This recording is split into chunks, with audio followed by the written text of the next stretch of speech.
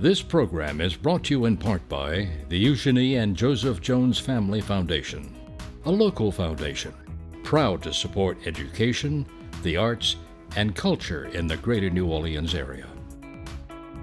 Informed Sources is made possible in part by Susie and Pierre G. Villery. Quiet on the set. Soon we will all be more informed. We appreciate learning more of our region's news and public affairs. Cameras rolling.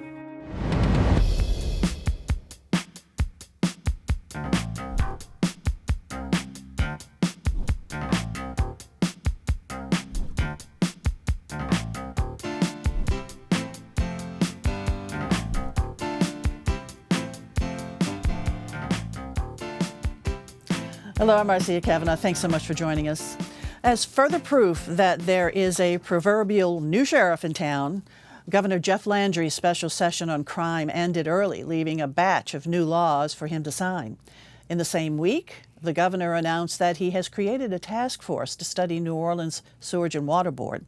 Also in need of investigation are the city's homeless shelters, one of which has been described by former residents as a jungle and, because of drug use, an ambulance city. These stories, plus a Carnival cruise effort to abolish environmentally harsh throws, and as spring approaches, the buzz on mosquitoes are on the agenda for tonight's Informed Sources. Errol, Laborde, producer of Informed Sources.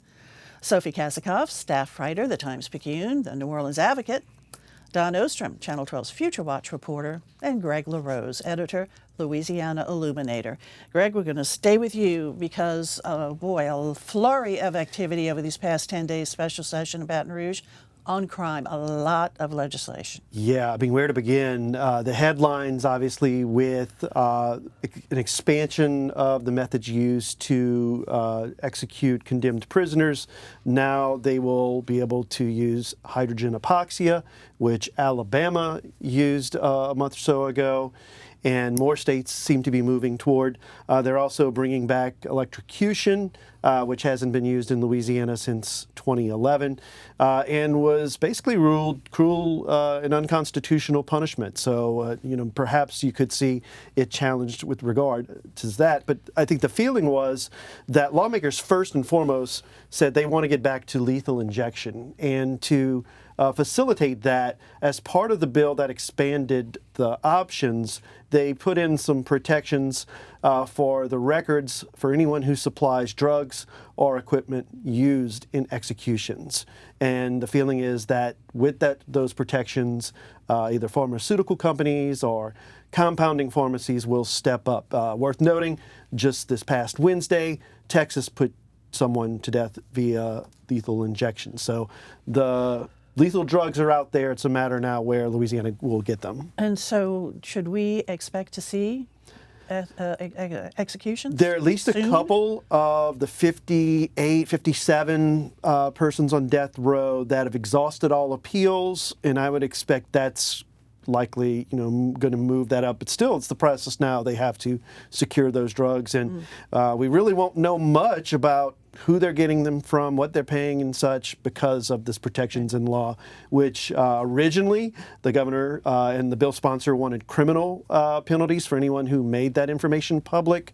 They backed down a little bit during the session and just put civil penalties if the information comes out. Okay, other things that got through the session. Concealed carry of weapons without a permit or any training, the so-called constitutional carry, based on a very conservative interpretation of the Second Amendment to the Constitution. That has a lot of people here in New Orleans concerned. Just on Friday, you had the mayor and police chief come out and say this is going to create a real problem for police when it comes to taking guns off of the streets, out of the hands of people who would need them. And accompanying that were bills that provided added immunity to people with a permit to carry a concealed weapon. They, in essence, become better protected from any lawsuits if someone wanted to sue someone who shot them. If they have that permit, they really would only face a lawsuit if they end up being arrested for committing a crime. Police get more protection now. across the board, which, in the wake of what we've seen as a racial reconciliation, offenses committed inordinately against black people by police, the feeling as though Louisiana is kind of moving in the opposite direction and giving their police more leeway. Okay, in terms of the concealed carry, the City of New Orleans, a legislator from the City of New Orleans is going to propose during the regular session some gun-free zones for the city. Yeah, Alonzo Knox wants to make guns off limits for the French Quarter, the CBD. That would include the Superdome and the Smoothie King Center. It would expand to the Warehouse District as well. I would say those are going to have an uphill battle given the Republican supermajority and the tendency to fight anything that they consider as anti-gun. Another issue, parole. No parole now. Yeah, it is really, really tough now for anyone who gets arrested on or after August 1st of this year to qualify for parole. There are new ceilings, if you will, that you have to serve like 85% of your time to even be considered. Good time provisions are going to be much harder to live up to. They're going to ask for, for folks. Really, it applies to everyone except for juveniles who are serving life sentences who, by the U.S. Constitution, can't be denied parole. So no parole. Okay, and what was the other? There was another one. Carjacking penalties are going to be harsher. That's obviously in response to Lori Schlegel, a Metairie representative.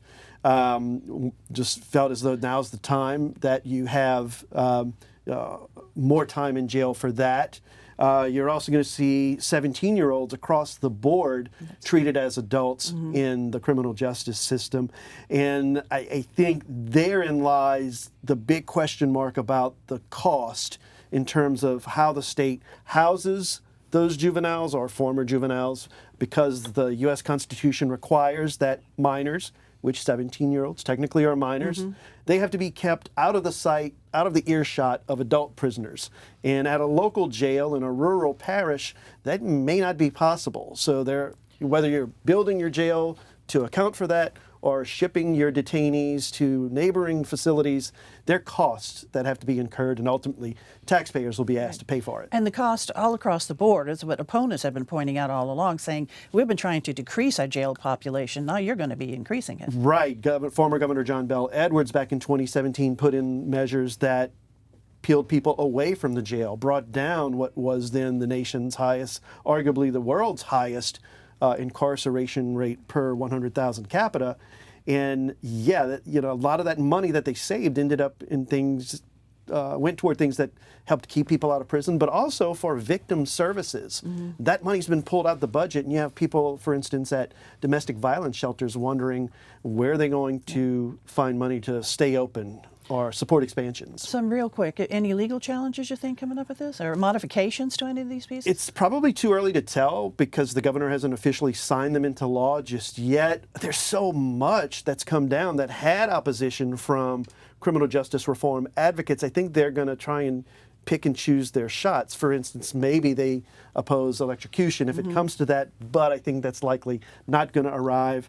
I would say the challenging certain dispositions of juvenile cases when the 17-year-old is sent to an adult prison, like we saw when the problematic youths were sent to Angola, which really wasn't set up to handle them. That brought a lawsuit that ended up getting those teens moved out. Okay, regular session starts March 11th, week from Monday. More activity then. Okay, thanks a lot, Greg. Sophie, let's go on over to you. You had a piece about the low barrier homeless shelter in the city of New Orleans, really coming out of severe criticism from various sources, including those who had been there. And then also you had a more recent piece about the contractor that was operating the shelter that said, we're not going to do it anymore. They didn't renew, saying that they just weren't getting paid regularly.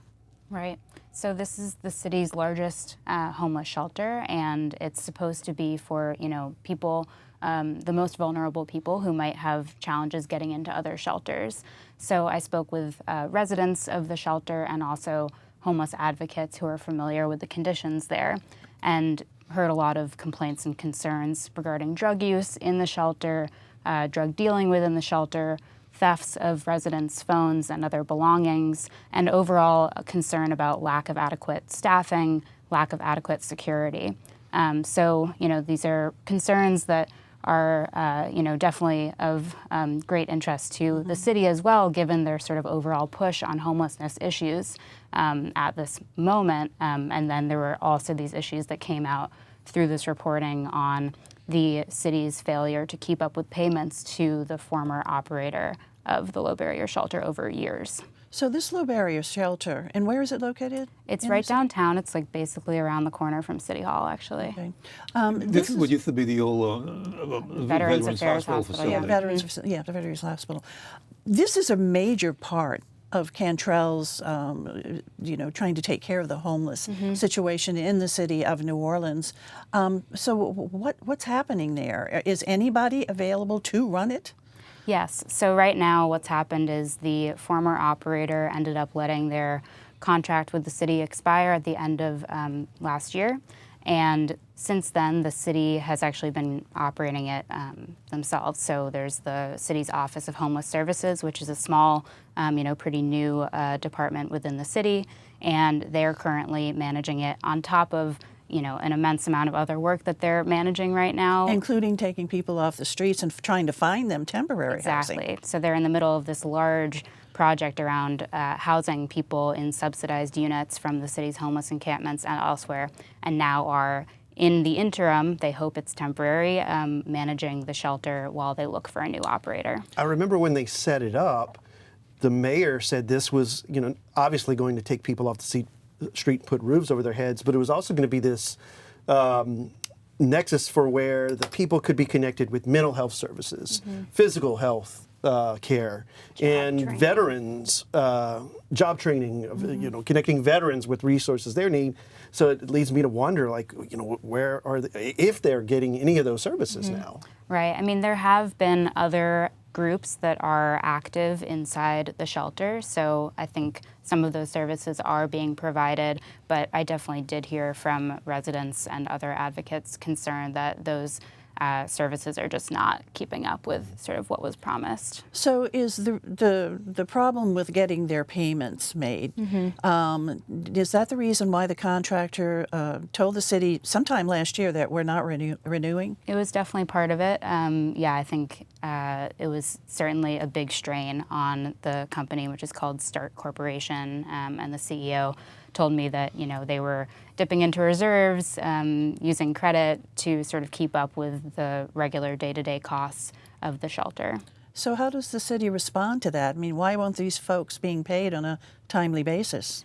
I haven't gotten a response from the city leading up to the story or after it published this morning. So I think there's more for us to learn about why this sort of happened. So the Start did not tell the city, until last spring? Was it last spring that they were not going to renew, but the city didn't put out the call for somebody else to when? The timeline that I learned from the CEO of Start Corporation was that they informed the city in April of last year, and the city didn't put out a RFP, request for a new contractor, until November 22nd of this year. Any idea when somebody else is going to be able to step in and operate this? So it's seeming a little bit more optimistic right now than I think maybe last month even, because the city put out a new call for applicants, and they actually increased the amount of money that's available for the shelter. So it was a $3 million a year operation, and now they've increased that to $4 million. So I think that's going to be a little bit easier for certain contractors to maybe work with. How many residents in the shelter? So there's 346 beds in the shelter, and it's occupied, at full capacity most of the time. So it's an issue that needs to be resolved.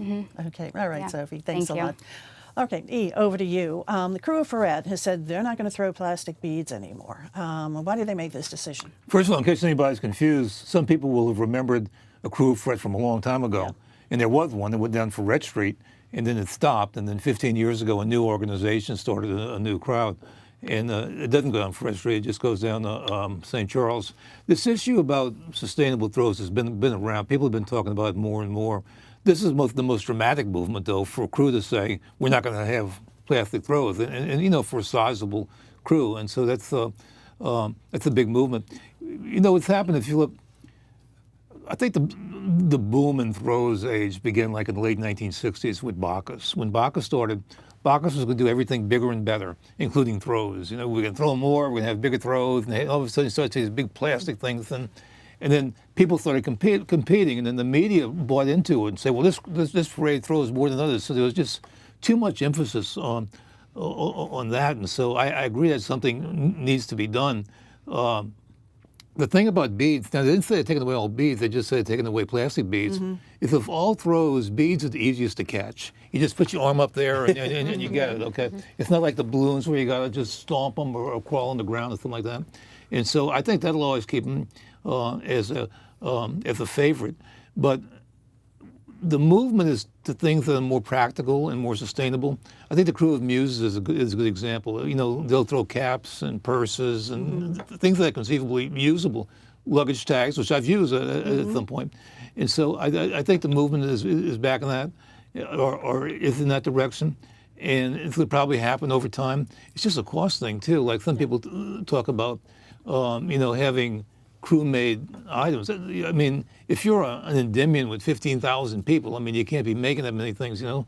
So the big factories in China and are going to probably still have to be a player in this to sustain those big crews. I would love a world in which there was less emphasis on throws and more emphasis on the float designs and just looking at the beauty of the parades. But I don't think that's we're going to be there for a while. But anyway, it's going to be an interesting experiment. And you know what really just really triggered it again this year was the big rain we had. And when they started cleaning out the gutters or the drains, and they saw all the bean refuse in there, and so finally people were saying, you know, we need to do something about this. Yeah, then more and more bees wind up in the drain. That does definitely cause a problem. But there are specialty throws that people are really enjoying getting, like you pointed out, what Muses does. I know once they threw a manicure set, and I use some of that to this day. You know, it is really useful. Or some cousins of mine in town, they caught T-shirts, and those were just the greatest things they ever saw. Oh gosh, I forget the crew that threw the T-shirts, but they made them in the design of a New Orleans street sign. I thought that's so clever, and I'm seeing little cottage businesses. I have a friend dating back to high school who makes a amount of handmade, environmentally friendly throws. But to your point, to get up to a scale where you can count Endymion as a customer, that's that could grow a local business. So I'll be interested to see how many more follow Perette's.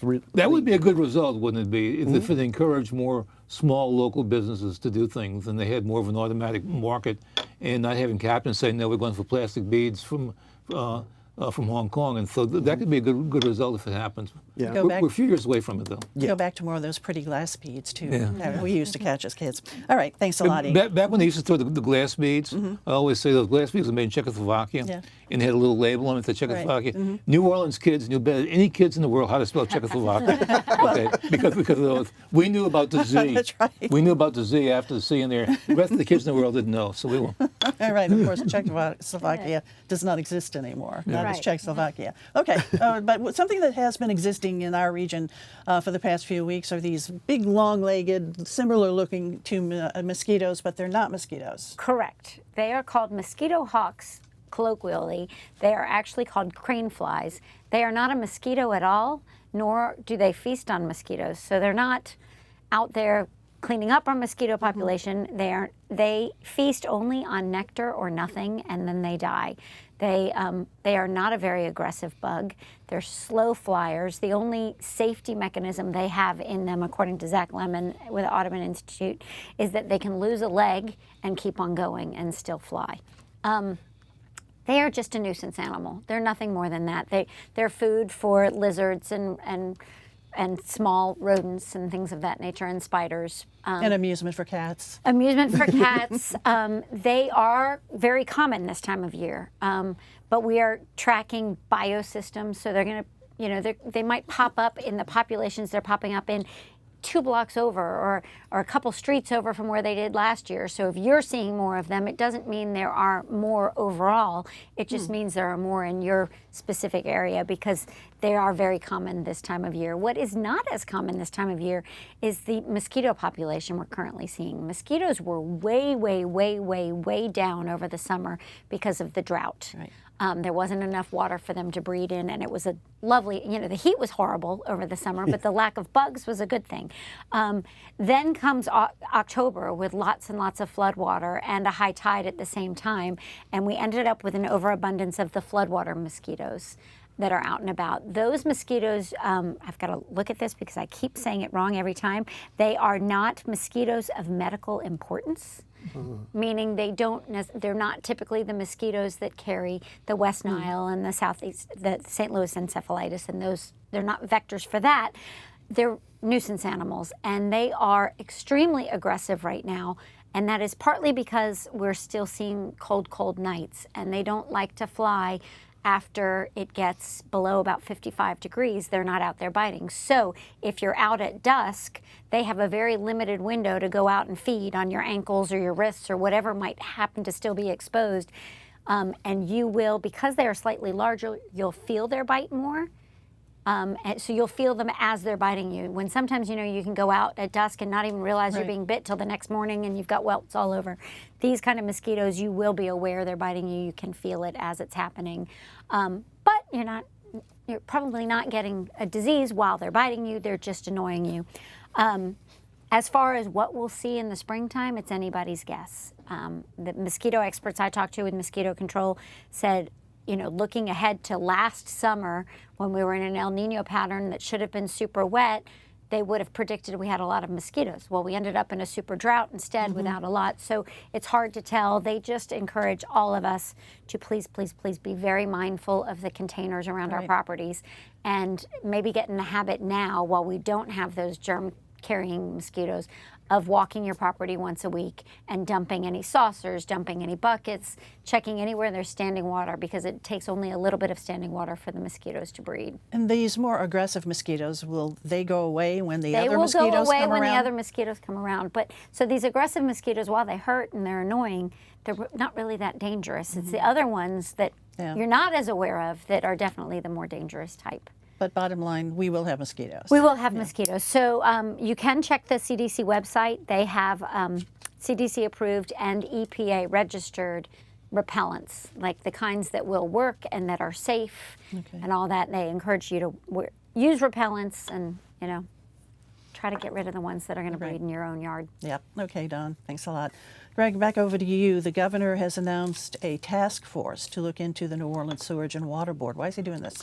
Yeah, this came out of his transition team. It's focused strictly on New Orleans and what needs to happen there. So he created a task force of 14 members to basically look at the operations of how the utility handles drinking water, sewer treatment, and drainage. And it's no secret that utility is challenged with all three. The governor stacked this with his own appointments, 3 of his cabinet secretaries and 4 appointees that were announced this week. Now, it's important to note that this task force won't have any power to vote policy changes.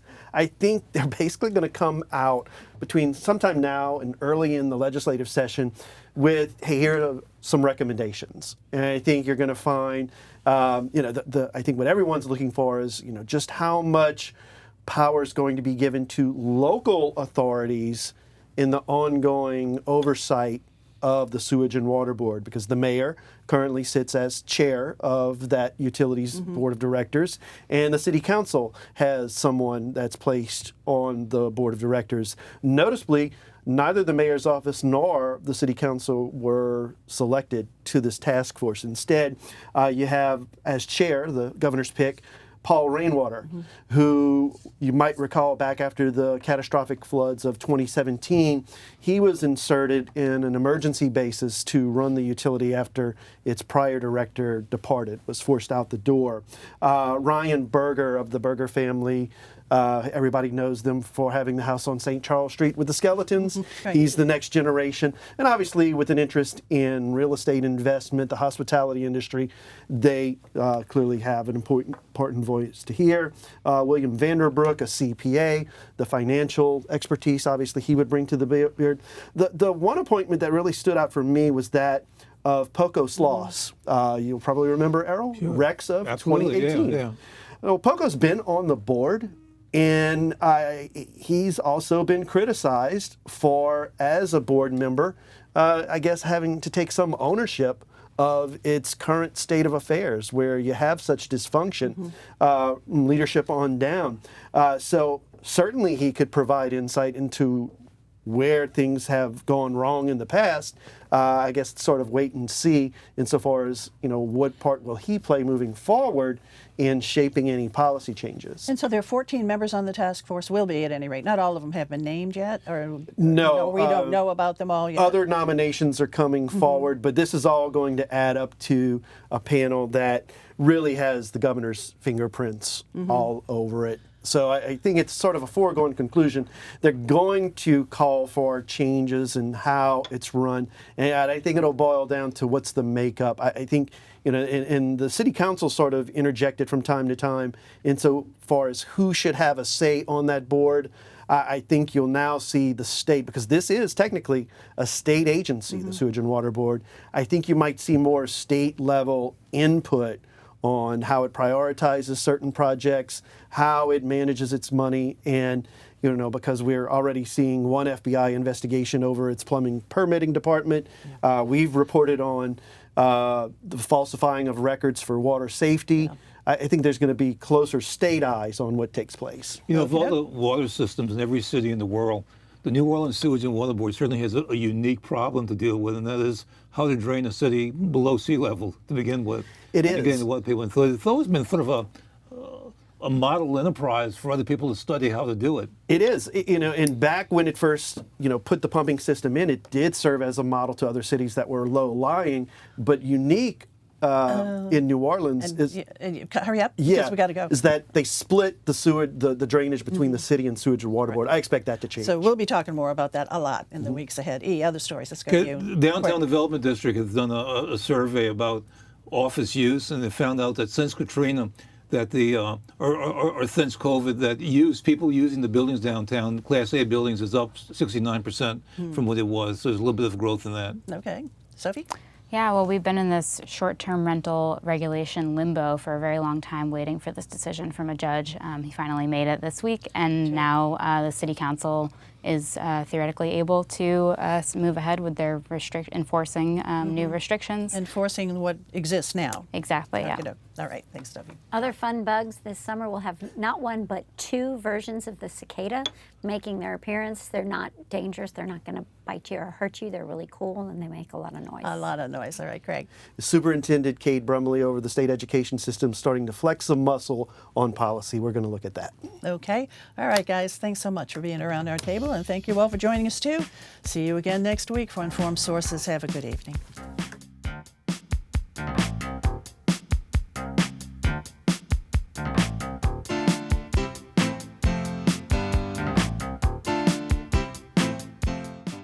Informed Sources is made possible in part by Susie and Pierre G. Villery. Public television is our passion. With so much content that WYES broadcasts and presents online, we are quite entertained and highly informed. Please join us in supporting WYES. This program is brought to you in part by the Eugenie and Joseph Jones Family Foundation, a local foundation proud to support education, the arts, and culture in the greater New Orleans area.